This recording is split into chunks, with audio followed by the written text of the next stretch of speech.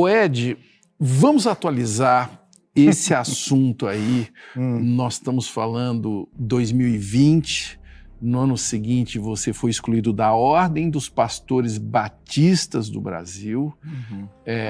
Aquela entrevista não teve a ver com isso, ou teve? Mais ou menos. Não foi ela que deflagrou o processo disciplinar que eu sofri, a interpelação da Comissão de Ética da Ordem dos Pastores. Na verdade, aquele momento ali era março, né? Que a gente estava aqui conversando. E eu comecei, pela pandemia, uma série de sermões que o título foi Cartas Vivas contra Letras Mortas. E foram 13 sermões, uma série de 13 sermões baseados, cada sermão em uma das epístolas do apóstolo Paulo. E na última, que foi em outubro, eu fiz essa declaração de que a Bíblia precisa ser atualizada. A ética bíblica reflete uma estrutura de sociedade daquele tempo, daquele mundo, daquela época. E não dá para a gente pegar um texto que foi escrito 4.000 anos antes, 3.000 anos, 2.000 anos e trazer para hoje. Então eu fui interpelado sobre isso e quando eu recebi o questionário da Comissão de Ética, constava a nossa conversa. Constava essa aqui. Conversa como um, sim, um documento. Um documento, mas foi muito interessante, porque o relator da Comissão de Ética disse assim, inclusive você foi no Provoca e na TV aberta e você se declarou a favor do aborto. Aí eu disse, não, o senhor está enganado. Não foi eu isso. me declarei contra o aborto e a favor da descriminalização do aborto. Não, você se declarou a favor do aborto. Legalização do aborto. Descriminalização do aborto, sou a favor. Sou contra o aborto e a favor da descriminalização do aborto. Eu não posso criminalizar aquele que não tem a mesma fé que eu tenho.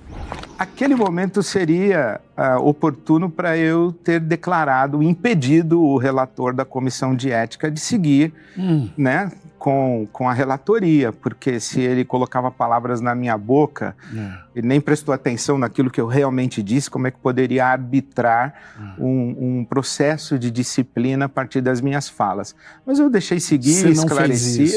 Não.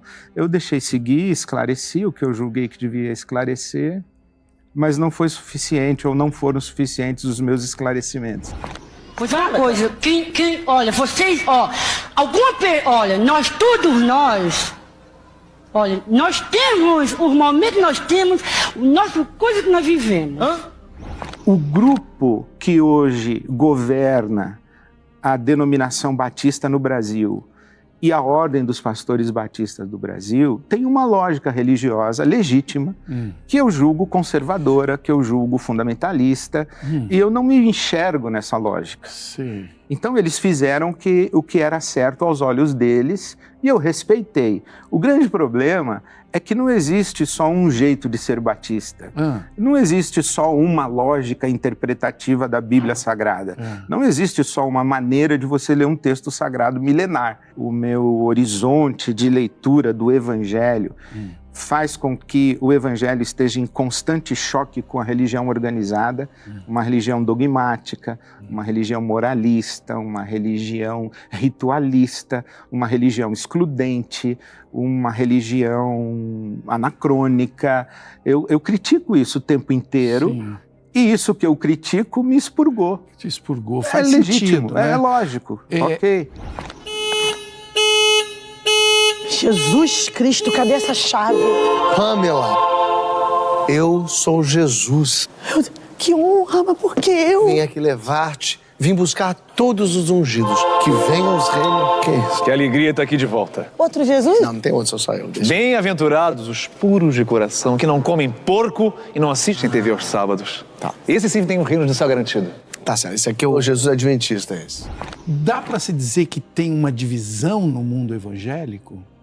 Dá para se dizer que tem muitas divisões. O mundo evangélico é é polifônico, é diverso, plural, né? demais. Porque tem muita gente que olha de um jeito homogêneo, né? Os evangélicos. Não, existe um mundo evangélico chamado histórico, tradicional, que são as grandes denominações históricas, originárias ali da Reforma, a Igreja Batista, Presbiteriana, Luterana, mais para frente um pouquinho a Metodista.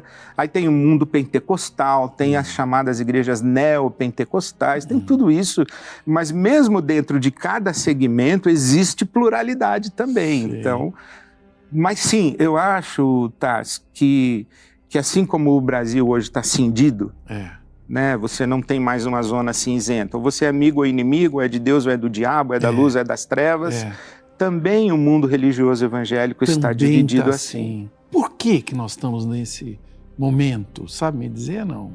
O protestantismo tem um professor da Universidade Metodista, o Antônio Gouveia de Mendonça, ele disse que a ênfase da Igreja Católica é a unidade. E da Igreja Protestante é a verdade. Então, na Igreja Católica, você tem uma diversidade muito grande, mas está todo mundo ali dentro da nave-mãe. Todo mundo reconhece o Papa Francisco, eles se criticam, eles se digladiam ali, mas está todo mundo dentro da igreja, porque a ênfase é a unidade. Né? O protestantismo, a ênfase é a verdade. E quando eu tenho a verdade e você não concorda comigo, ou você está enganado ou equivocado, ou você é herege e eu tenho que te banir. Então, eu acho que essa índole maniqueísta, a verdade não permite um olhar plural, a verdade não permite flexibilidade, porque senão ela é sacrificada. O que é a verdade? Me diga. Pois é, a verdade, a partir dessa lógica ocidental, racional, racionalista, muito influenciada pelo método científico. A verdade, em primeiro lugar, é aquilo que eu comprovo cientificamente, aquilo que eu comprovo com a minha mente, com a minha inteligência, aquilo que eu argumento, né? Mas isso é verdade científica. Agora, dentro do espaço religioso teológico, do cristianismo, tanto do catolicismo quanto do protestantismo, com os seus diferentes matizes, a verdade é uma pessoa, né? É uma pessoa. É Jesus. Eu sou o caminho, a verdade e a vida. Ninguém vem ao Pai senão por mim.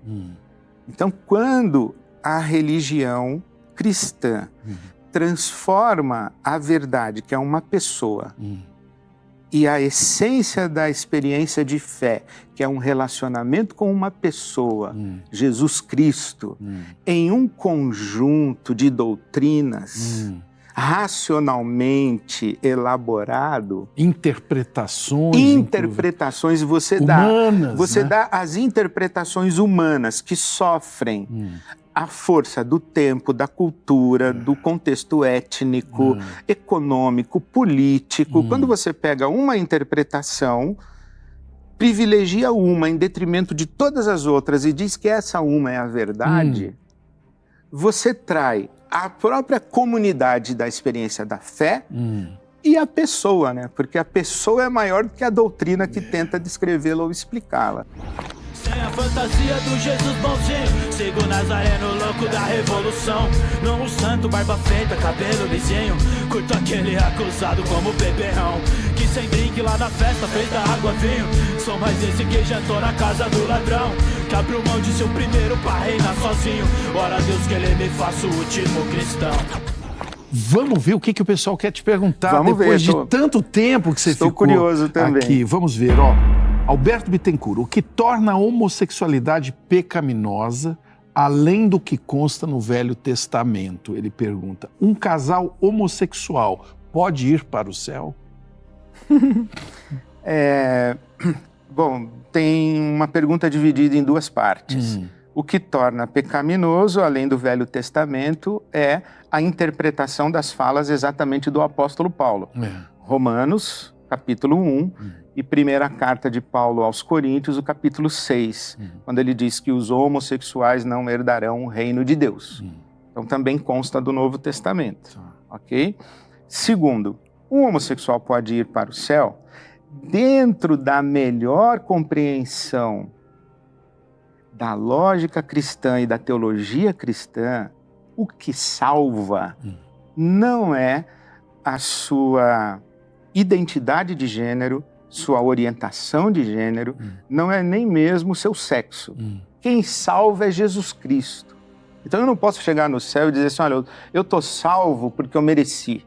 Eu estou salvo porque eu sou hétero, cis. Sei. Não. Também eu não preciso ter medo de chegar na porta do céu e dizer que pena que eu não estou salvo porque eu sou homo. Sei. Não preciso, porque o critério de acesso a Deus é Jesus.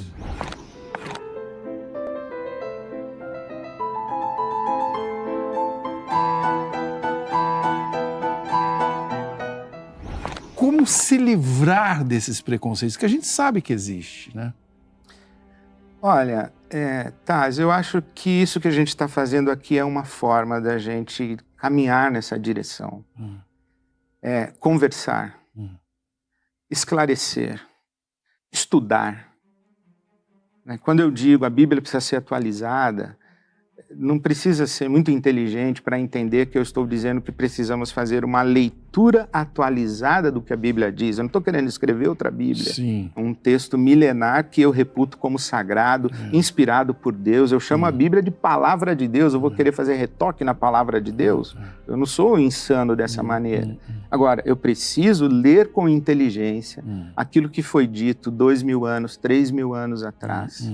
Então eu preciso interpretar isso. Entender o que é a homossexualidade condenada na Bíblia, no período do Império Romano, da cultura grega. O que é a homossexualidade lá? É a mesma coisa que é aqui 2.000 anos depois. E aí você pode fazer algo que é manipulação, né?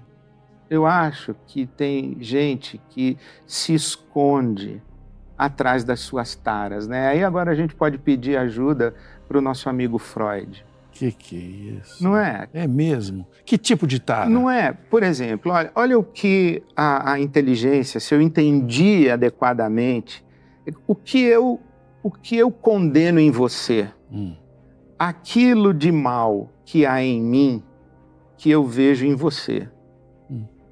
O que é que eu admiro em você? Aquilo de bem e de bom que eu vejo em mim, mas que eu identifico em você. No fundo, nós somos narcisistas. Nós somos ocupados em amar e odiar a nós mesmos. Mas é difícil a gente se odiar.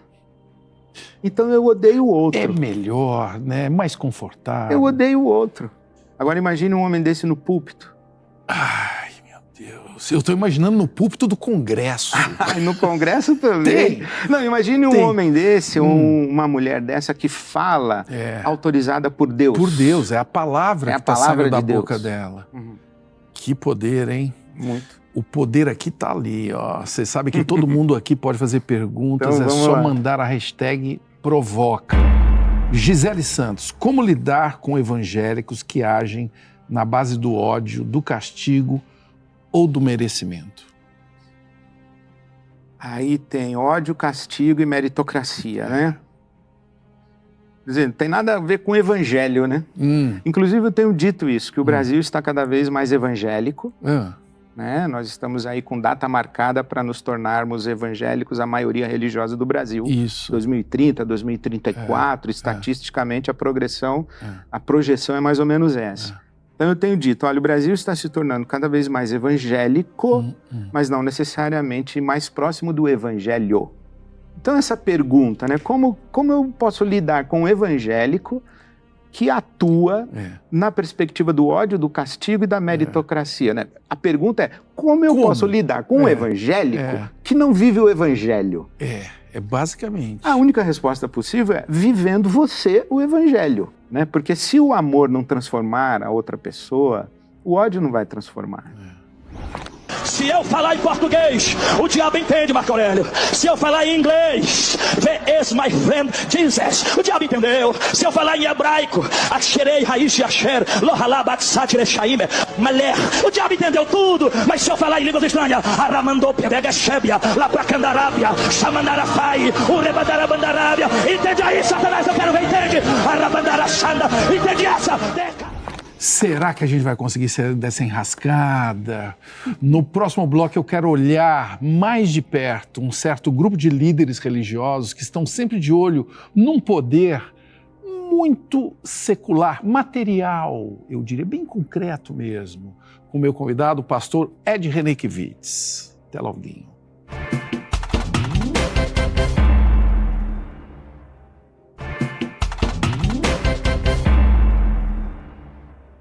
Os fariseus eram uma elite intelectual, religiosa e política nos tempos de Cristo. Gente influente, dona da verdade, defensores da moral e dos bons costumes. Quem ousaria falar mal desses cidadãos de bem? Cristo, é claro, que os chamou de raça de víboras. O convidado do Provoca de hoje, o pastor Ed Renekiewicz, parece ver parte da bancada evangélica no Congresso como o Cristo via os fariseus. Malditos escrivãos e fariseus, todos hipócritas, por impedirem a entrada dos homens no reino dos céus. Vocês todos não entram, nem deixam os outros entrarem. O Ed, há parlamentares ali no Congresso que fazem parte de uma raça de víboras? Fariseus. Olha, sabe que eu estou usando palavras muito fortes. É forte, mas a pretensão de controlar a consciência alheia, né? O Amos Oz disse isso, que isso aí é o fanatismo. O que é o fanatismo? É você querer que o outro mude. Isso é ser fanático, é você querer manipular a consciência alheia. Então, sim, eu acho que quem ocupa o poder tem essa pretensão, né? Eu acho que a gente tem uma espécie de uma síndrome aristocrática, né? Que se eu estou aqui, se eu cheguei aqui, se eu tenho poder, se eu tenho dinheiro, se eu cheguei no topo da pirâmide, é claro que eu sou melhor do que você, é claro que eu sei o que é melhor para você, é claro que eu sei o que é melhor para o nosso país. Né? E o nosso país, aí, entre aspas, porque é para nós aqui que estamos no topo da pirâmide. Claro. Né?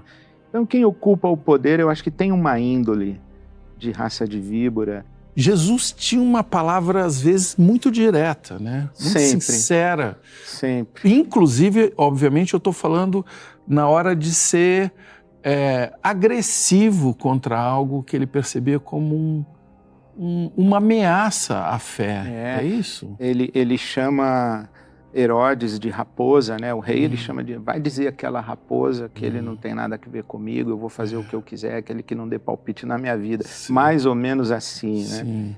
Então Jesus é sempre contundente, Jesus não tinha meias palavras.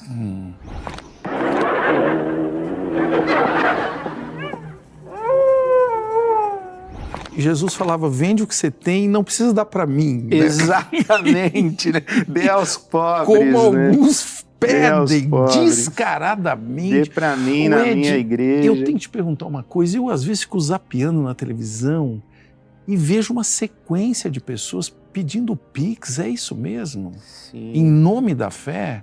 O que é isso? Sabe que durante muitos anos eu fazia corrida matinal na USP.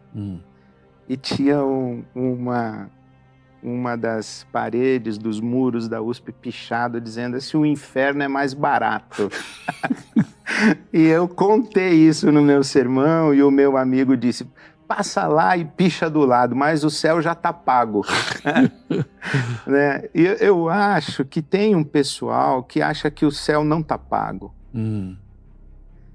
Quando nós estávamos falando no outro bloco, né, que a salvação é a obra de Jesus Cristo, a salvação é um dom de Deus, é da graça de Deus, é um ato de bondade de Deus e não de conquista. Sim. Né? Então, quando eu comercializo o favor de Deus, eu estou desmerecendo por completo a obra de Jesus Cristo. O apóstolo Paulo diz assim, olha, se Deus não poupou o seu próprio filho, como não nos dará também com ele todas as coisas? Então, quando eu comercializo o favor de Deus, eu eu sacrifico Jesus Cristo novamente. E o Pix? Nada ainda? Eu quero falar, com todo respeito, da bancada evangélica, que tem esse nome, que dos 514 deputados hoje, tem gente que estima em mais de 200, né, que fazem parte dessa bancada. No caso dos senadores, que são 81, 26. Essa bancada é homogênea? Não é homogênea. Não. Eu acho que a figura mais dissonante dessa bancada que nós temos é o pastor Henrique Vieira, Sim. que faz questão de afirmar-se como Sim. pastor, como evangélico, né? Porque o nome evangélico está em disputa política também. Né? Nós não podemos esquecer que o governo Bolsonaro e a própria eleição de Jair Bolsonaro teve como grupo sociológico, contingente sociológico de maior base de apoio a igreja evangélica. Sim. Né? Então, quando eu digo eu sou evangélico, eu acesso um contingente eleitoral. Um capital eleitoral. Um capital né? eleitoral. Não significa necessariamente que eu sou evangélico, eu posso ser um oportunista. Tua palavra diz, ó Pai, ó Deus, que onde eles colocaram Seus as plantas dos pés, Vai prosperar, Deus. Ó O Deus. Senhor estará com ele. ele terá, ó Pai, essa localidade. Deus, nós destravamos, ó Deus, aquilo que colocaram, ó Pai, no seu tornozelo. O que é o fundamentalismo que você tanto critica? O fundamentalismo tem uma base histórica. Ali no final do século XIX, quando começou-se uma discussão entre razão e fé, a ciência, então uma chamada teologia liberal, de corte liberal, estou simplificando, tá? Uma chamada teologia liberal começou a dizer, olha, os milagres de Jesus não foram literais, Jesus não nasceu da Virgem, é uma narrativa mitológica, Jesus não ressuscitou de verdade, ele ressuscitou naqueles que nele creem, e assim por diante, né? Quando foi 1910, alguma coisa assim, um grupo de cristãos nos Estados Unidos se reuniu e decidiu quais seriam as crenças fundamentais para que alguém se dissesse cristão. A Bíblia, o nascimento virginal, a morte de Jesus na cruz, o sacrifício vicário, a literalidade dos milagres, a literalidade da ressurreição. E eles publicaram uma série de fascículos chamados Fundamentals, ou Fundamentos. Teologicamente, dentro do protestantismo, o fundamentalismo vem daí, que é, veja como é interessante essa expressão, a literalidade. Sim. Mas a gente tem um fundamentalismo islâmico, a gente tem um fundamentalismo judaico, que é o quê? É essa índole de afirmar que a interpretação correta da minha tradição religiosa é minha, é o meu grupo. Sim. Que é uma pretensão de ter a propriedade da verdade e se julgar o instrumento de juízo divino. Eu quero trazer o assunto que, inclusive, foi motivo da sua exclusão da ordem, que é o aborto. Nós temos aí um PL, o 1904, projeto de lei 1904, que está sendo muito debatido e tal, que equipara o aborto ao homicídio, né?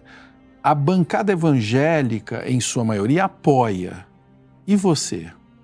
Eu sou contra o aborto e contra a criminalização do aborto. Eu costumo dizer que, com raras exceções, nem mesmo a mulher que faz aborto é a favor do aborto. Sim. É uma experiência traumática. Sim. Agora, criminalizar o aborto é submeter a um trauma posterior ainda. Uma mulher que sofreu um estupro, traumatizada por essa violência, que carrega no ventre uma criança, e ela diz, eu quero abortar, eu quero tirar essa criança. Eu sou contra. Mas eu vou criminalizar isso? Eu não posso criminalizar isso. Sim. eu tenho que compreender o drama humano que está sendo vivido ali. Mas quando eu me manifestei contra o PL, o que veio para cima de mim, aliás, para cima de todo mundo que foi contra o PL, você era a favor do... que é a favor do aborto, você é um abortista, você é um assassino de bebê. Quer dizer, é um escândalo. E outra coisa, né? Foi tão assintoso que eu desconfio de duas coisas. A primeira foi explícita, que o autor do projeto de lei disse que foi propositado para questionar o presidente Lula para ver se ele estava falando a verdade quando disse em campanha que era contra o aborto. Ele né? queria testar o presidente. Né? Então, brincando com a vida de milhares de mulheres, e principalmente as pobres, e principalmente, Taz, as mulheres que sofrem abuso no nosso país, estupro, violência sexual, o pico de idade é 13 anos. Agora, lembra que nós estávamos falando que a igreja evangélica é um contingente eleitoral e é um capital político? Então, eu manipulo politicamente uma legislação, não me debruço sobre ela, não atento para o drama humano que está sendo vivido, buscando benefício próprio para a minha carreira política. A segunda coisa que eu suspeito, Taz, que é muito próprio da nossa cena política, são as famosas cortinas de fumaça. Porque esse projeto de lei ele foi tão inconsistente, jurídica e constitucionalmente, que eu custo a acreditar que o seu autor ou os seus apoiadores no Congresso não soubessem disso. Eles sabiam que não ia passar, eles sabiam que geraria discussão e eles sequestrariam o debate público por dias falando sobre esse tal desse PL. E essa fumaça toda escondeu o quê? É uma boa pergunta essa. Eu acho que a gente tem que perguntar isso quando os temas ocupam a nossa tela. Isso. E a gente é sequestrado para discutir só aquilo. E a gente fica inflamado, o que falando que nós disso. Não estamos discutindo? Que boiada estão querendo fazer passar enquanto a gente está discutindo um PL esdrúxulo como esse?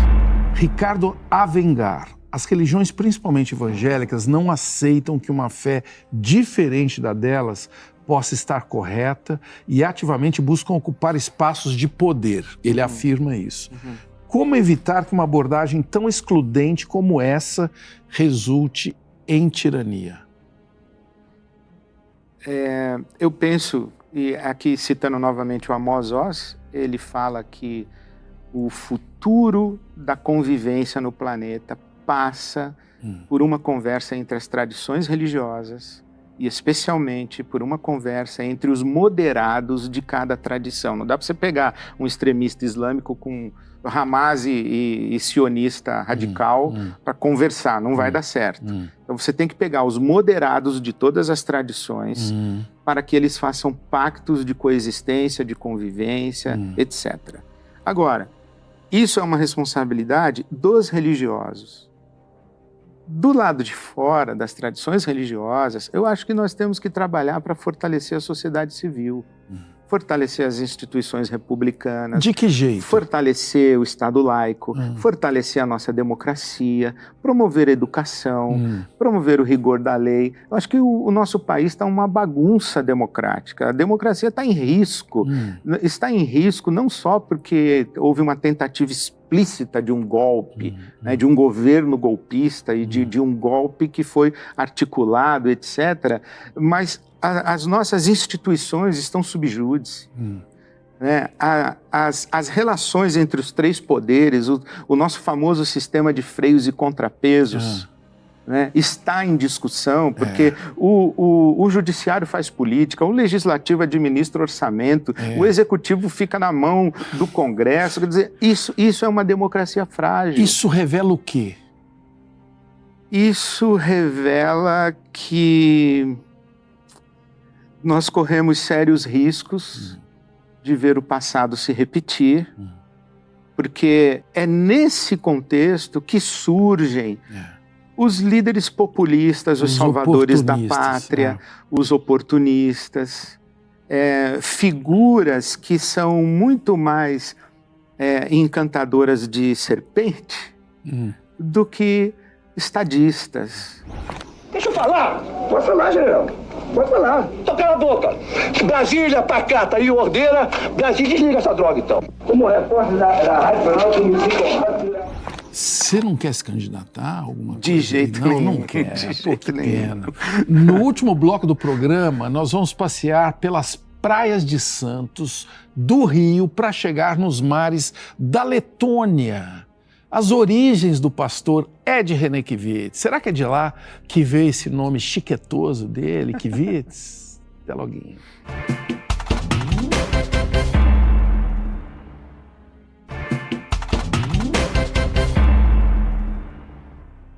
A protagonista do livro As Aventuras de uma Garota Negra em Busca de Deus, de Bernard Shaw, era da turma do Porque Sim Não É Resposta. Depois de muito questionar e só receber respostas insatisfatórias de uma religiosa, ela decide procurar Deus sozinha. Ela se enfia numa floresta e encontra um velho sábio que a convence de duas formas para encontrar Deus: formar uma família ou cuidar das plantas. O meu convidado é um pastor e vai saber me dizer: Ed Renekiewicz, onde eu posso encontrar Deus? Com a família ou com as plantas? Com a família que cuida das plantas. Esse Deus que está presente aí nas relações de amor e de afeto, que se pressupõe ser a família. Onde tem amor, Deus está presente. Onde Deus está presente, tem amor. Onde tem afeto legítimo, né, desinteressado, porque o amor pressupõe uma relação de desinteresse, né? Senão é transação, é negócio, é investimento. De desinteresse? Desinteresse. Total? Desinteresse, isso é amor. Eu estou, numa relação de amor, eu não estou preocupado com o que eu estou colhendo do amor. Eu estou preocupado em doar. Né? Aliás, vamos então adjetivar corretamente. Né? Tem o amor erótico, que é claro que é de reciprocidade. Tem o amor que os gregos chamavam de eros.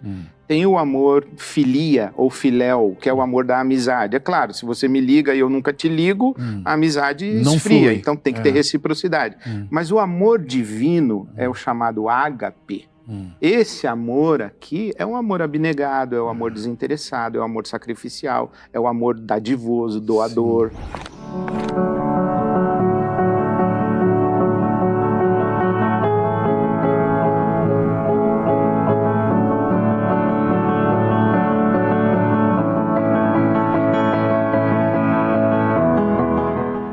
Quando que você encontrou Deus? Você lembra do dia, do lugar, do ambiente, da luz que estava lá?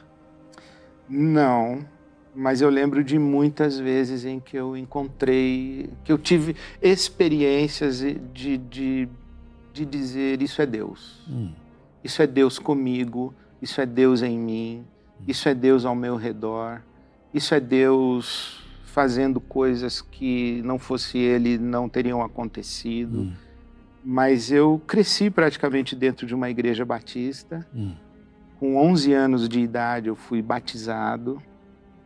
E a minha compreensão do Evangelho, claro, ela foi crescendo, se expandindo, se aprofundando. Eu fui acrescentando coisas, eu fui deixando ir embora algumas outras coisas. E hoje a minha experiência espiritual é muito diferente da minha infância. Como? A minha experiência da minha infância era mais religiosa do que espiritual. Era mais da prática religiosa. Qual é a diferença? De estar nas atividades da minha igreja, de acreditar aquelas coisas, de participar dos rituais. Né? E é mais ou menos a gente pensar o seguinte: o que é uma pessoa espiritualizada? Né? O que é um ser humano espiritualizado? É um ser humano humano. Né? O Leonardo Boff brinca dessa maneira, dizendo que Jesus Cristo era tão humano que só podia ser Deus. Então, a gente se humanizar com a beleza divina, né? Isso é uma experiência de espiritualidade.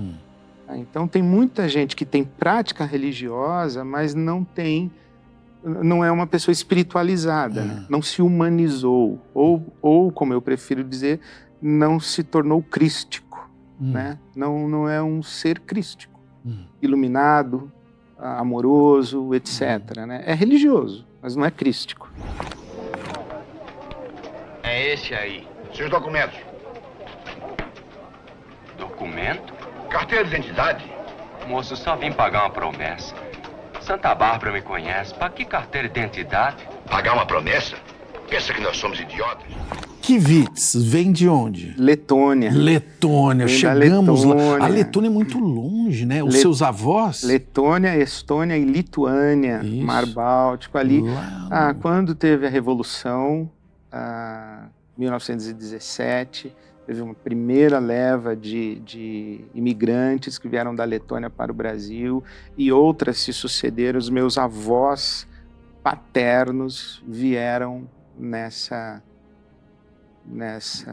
fuga, né, praticamente. Eles eram protestantes de tradição pentecostal, e se estabilizaram e se estabeleceram no Brasil em Varpa e Palma, e também em Nova Odessa, aqui perto de Sumaré e Campinas. Varpa e Palma. Varpa, colônia Leta. No estado de São Paulo. E também em Nova Odessa. Sim. E aí tem ainda 2 balneários, Santos e Rio de Janeiro. Sim, porque eu nasci em Santos. Com os meus 10 anos, eu fui morar no Rio de Janeiro, porque a família da minha mãe era do Rio de Janeiro. Minha mãe sai do Rio de Janeiro, vai para Santos, acompanhando meu tio, que passou no concurso na Petrobras, veio trabalhar em Cubatão. Então eu nasci em Santos. Surfava, não? Nada. Menino de praia. Eu gostava de jogar bola. Futebol era o meu mundo, era futebol. E agora, quando uma pessoa é muito certinha, arrumadinha, diz que foi criado pela avó. Você corresponde a esse estereótipo? Correspondo ao ser criado pela avó. Sim, até os meus 10 anos, Taz, eu vivi muito tempo da minha infância. A minha avó era diretora de o que nós chamávamos de orfanato da Igreja Presbiteriana, o Instituto Olavo Ferraz, lá em Santos. E eu fui um menino até os meus 10 anos de idade, na rotina de um orfanato, fazia tudo com a meninada lá, ia para a escola, voltava, fazia toda a rotina. Eu cresci, com vovó. E a minha avó era diretora do orfanato. Teve uma adolescência de menino certinho? Então, eu com 10 anos, quando eu fui para o Rio de Janeiro, dos 10 aos 15, eu saio do lugar protegido de um orfanato, que a minha avó era diretora, então eu era o neto da diretora, para a rua do Rio de Janeiro, da periferia da zona norte do Rio de Janeiro. Aí eu aprendi a ser um menino de rua. Minha adolescência foi ali na rua. Então, quando eu volto para Santos com 15 anos, eu já estava malandro. Você estava escolado. Já estava escolado. Aprontou muito? Não. Com 17 anos eu fui pro seminário. Não teve nem tempo de uns 17 anos eu fui pro seminário e com 21 eu já era pastor. Glória a Deus não, meu louva a Deus. Louva a Deus. Vai pra plantinha, louva a Deus. Você conheceu a sua mulher no seminário? Conheci. Menino, que roteiro é esse? É um roteiro bonito, né? Estamos casados há 37 anos. Você já perguntou para sua mulher, Silvia, como é ser casada com um pastor? Nunca tive coragem. Nunca tive coragem. Hoje pode ser uma boa noite para perguntar isso para ela. Pode ser, eu vou perguntar para ela. Como será que... Ela é generosa demais, ela é... O que será que ela vai responder? Olha, eu fui muito agraciado por Deus tendo casado com a mulher que eu casei. Conta.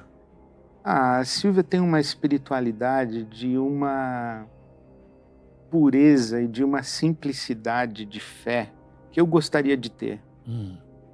Eu acho que ela olha para as minhas angústias, para as minhas inquietações, para as minhas provocações, e ela deve no quarto dela, nas orações, falar: Deus, cuida dele, tadinho, cuida desse sofrendo bobinho tanto, aí que tá sofrendo fritando, tanto, né? Fritando.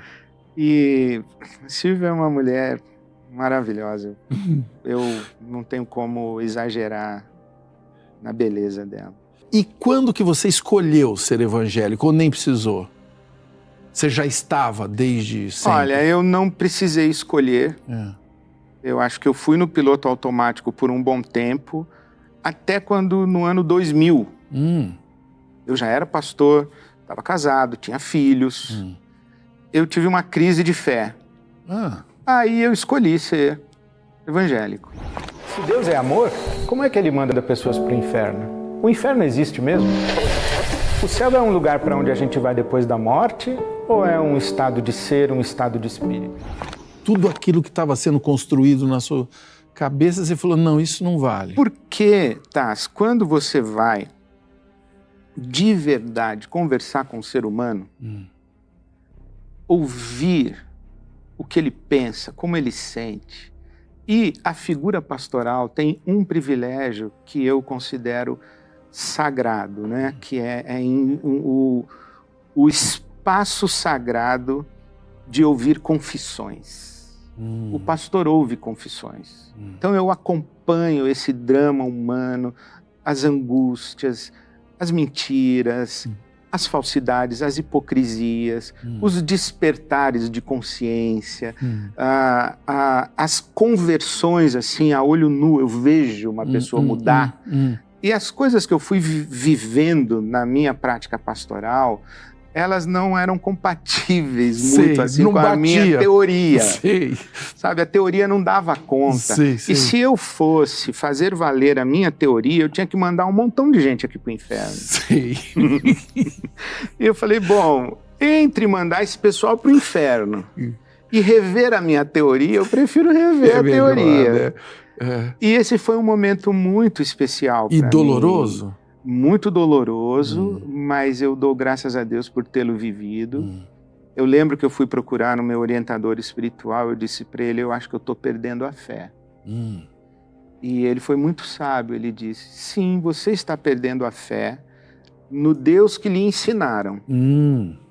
Agora, preste atenção no Deus que vai se revelar para você, ou que você vai experimentar você mesmo. O Ed, o que Deus espera de nós?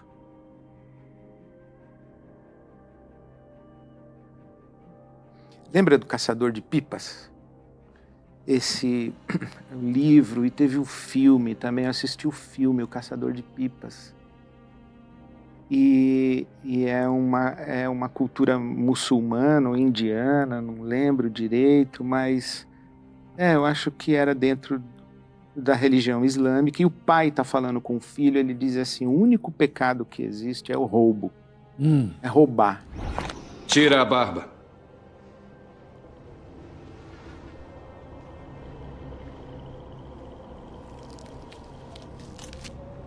Uma das melhores que eu já vi.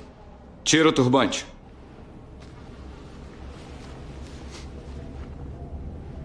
Você veio da América? Sim. E eu refleti sobre isso. Falei, será que é isso? Eu cheguei à conclusão, para mim, que o pior pecado é a mentira. É a falsidade, é a hipocrisia. Sabe? Então eu acho que o que Deus espera de nós é a autenticidade. A gente ser verdadeiro. E quando a gente é falso tentando agradar, estamos tentando agradar a quem? A nós mesmos. Só? Só. A gente está tentando agradar a gente mesmo, a gente está querendo tirar do outro aquilo que nós julgamos que ele tem para dar para a nossa satisfação, para o nosso prazer, para a nossa realização. Então a gente tenta agradar para tirar do outro alguma coisa que o outro tem que a gente quer. Mas no fundo a gente não quer o outro, a gente quer a gente mesmo. Amarela é sua avó. Já morri mesmo, não vou ficar ouvindo desaforo de seu ninguém. Agora não tem pobre nem rico, valente nem frouxo. É todo mundo igual diante de Deus. É o do diabo. Mas por que essas caras respondem?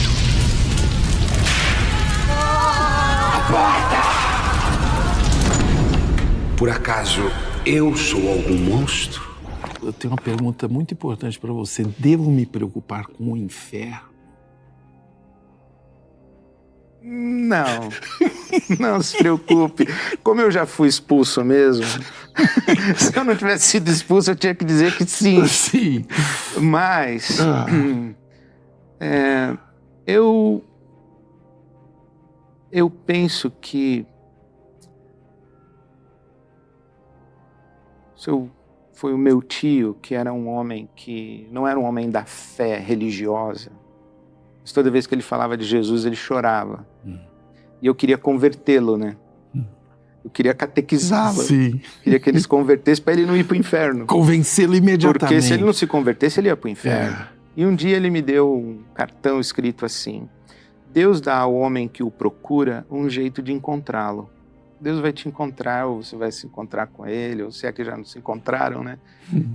Porque também a gente acha, Taz, que as pessoas só se encontraram com Deus quando chamam Deus do mesmo nome que a gente chama. E às vezes não é assim, né? Você já está num caminho, né, espiritual, que não tem o mesmo nome de outras pessoas que também estão no caminho espiritual. Né? Porque Deus não é muçulmano, Deus não é cristão, Deus não é judeu. Deus é Deus. Eu não posso admitir que na metade do mundo que não é cristã, ou nunca ouviu falar de Jesus, que lá naquela metade não exista uma experiência de Deus.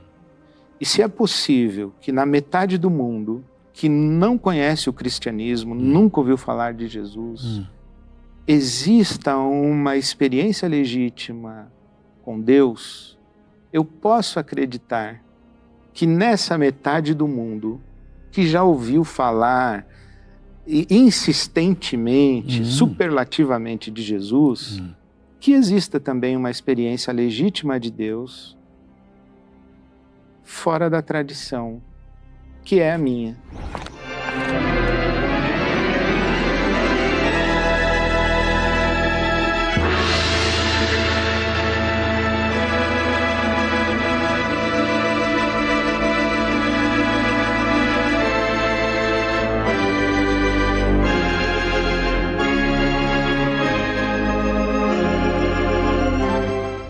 Ed Reniquewitz, a minha busca aqui neste programa é saber algo muito mais simples de tudo que nós conversamos. Sim, vamos lá. O que é a vida? Achei que você não ia perguntar essa, que você substituiu por o que é a verdade. Eu lembro que eu respondi da outra vez para você, eu respondi que a vida é dádiva. Mas hoje, especialmente, eu diria que a vida é esperança. A esperança de mais vida. Vida é esperança de mais vida.